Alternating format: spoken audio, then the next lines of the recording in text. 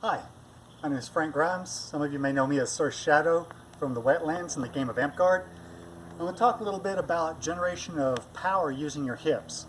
We've heard a lot of people say that how you get power into a shot is you use your hips, but a lot of people don't know what that means. And I've seen sometimes people try to explain it, and sometimes they leave a little bit out. So I'm going to go ahead and just give a full run through of that, and we're going to see how that would apply to our LARPing, whether it's boffer weapons or whether it's some of the LARPs that use rattan and armor.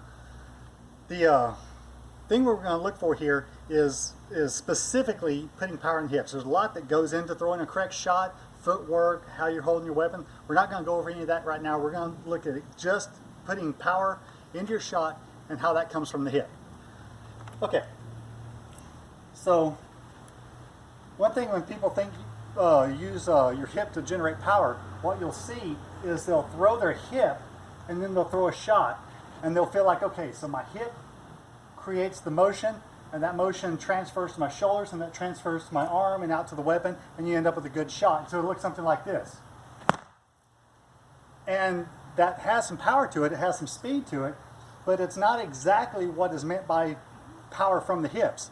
Because what's actually happening, if you break that down in slow motion, my hip comes forward and stops. And at that point, whatever power my hip had into this shot stops when the hip stops. Now my shoulders and my arm come forward to finish the shot, but I've isolated my shoulders and my arms because my hip's no longer moving. So the shot actually ends up only with whatever power I have in my shoulders and my arms. And it can be a hard, nice thump, but it doesn't really have power from the hips. And especially if you're a smaller person, you don't have a lot of upper arm or upper body power, then you're really cutting yourself short. If you want to get your hip into the motion, the hip has to be there the whole way through. And the way you accomplish that is you take your shoulders and your hips and you link them together.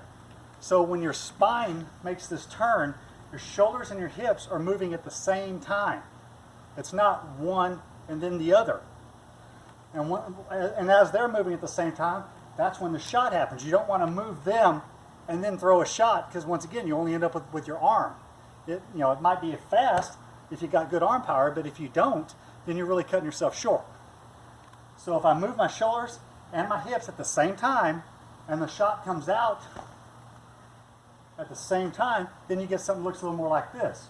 And it's got a lot more power to it because it's got my shoulders, my hip, and my arm all at the same time, so the end product gets the benefit of my entire body.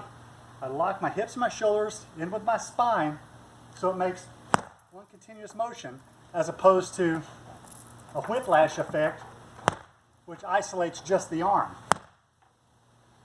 And the other thing it does is it speeds your shot up just a little bit.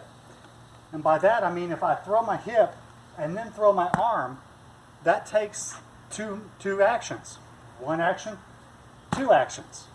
If everything goes at once, there's only one action. One action is faster than two actions.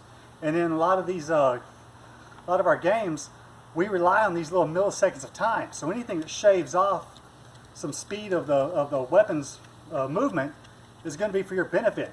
So it's faster to use shoulders and hips moving at the same time, and it's also a lot more power. Shoulders and hips moving at the same time.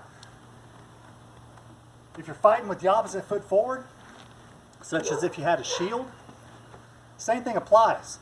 So a lot of times you feel like your hip's already cocked, and so all you gotta do is throw it and then snap out, and you see this a lot.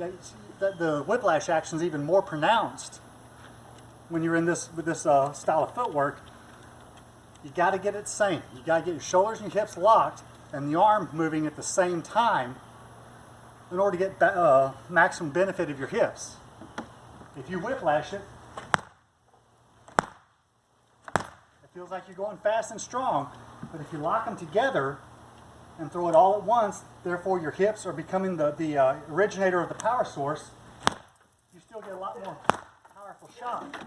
I don't know if you can tell the difference on the camera and the sound quality there, but there's a lot more power on this impact when I'm driving everything together is when I whiplash it. That's the whiplash. That's everything driven together. This isn't something that originated with the LARPing. This is a concept that originated in early martial arts where people were wearing armor. And the idea was, if you're hitting a guy in armor, you're not going to rely on the cutting edge of your sword so much as you're going to rely on the power of your hit, because even though the blade may not get into him because of the armor, you still want your hit to have effect on the individual. And so this idea of everything moving at once instead of a whiplash where you get your hip popped but then the hip stops and now you're just throwing your arm, that's a very old concept, but if we apply it to our LARPing, you're going to get a lot more effect, and for smaller people you're going to get a lot harder shots and more likely get somebody to call it.